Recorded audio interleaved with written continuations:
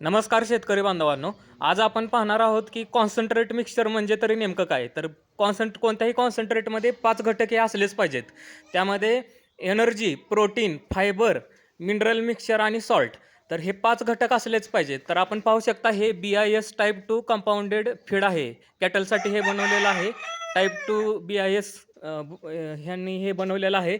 तर यामध्ये प्रोटीन आहे. प्रोटीन 23%, क्रूड फायबर आहे 12%, तर कॅल्शियम 0.8, मॉइश्चर 11% म्हणजे ह्यामधले 2 घटक आपल्याला मिळाले, प्रोटीन आणि फायबर. त्यानंतर इकडे बघितलं तर क्रूड फॅट 4% आहे, ॲसिड इन्सोल्युबल ॲश 3% आहे, अफलाटॉक्सिन 20 पी-पी-बी आणि युरिया 1% आणि यामध्ये फायबर पण ॲड केलेलं असतं.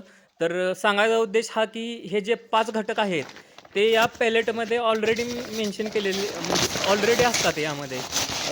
Energy, protein, fibre, mineral mixture आणि सॉल्ट हे या पेलेटमध्ये ऑलरेडी ॲड केलेले घटक असतात. हे स्टेम पेलेटिंग करून हे बनवलेलं असतं आणि आपला सगळ्यांचा गैरसमज असतो की या आहे ना तुमचं. पेलेटसोबत म्हणजे या सोबत परत आपण वरून भरडा टाकतो, गहू भुसा टाकतो आणि सरकी पेंट परत अजून टाकतो. म्हणजे परत प्रोटीन, एनर्जी आणि फायबर ह्याचा सोर्स अजून वरून ॲड करतो आणि जे काही ॲड करायची गरज नाही, कारण ते ऑलरेडी याच्यामध्ये ॲड केलेलं आहे.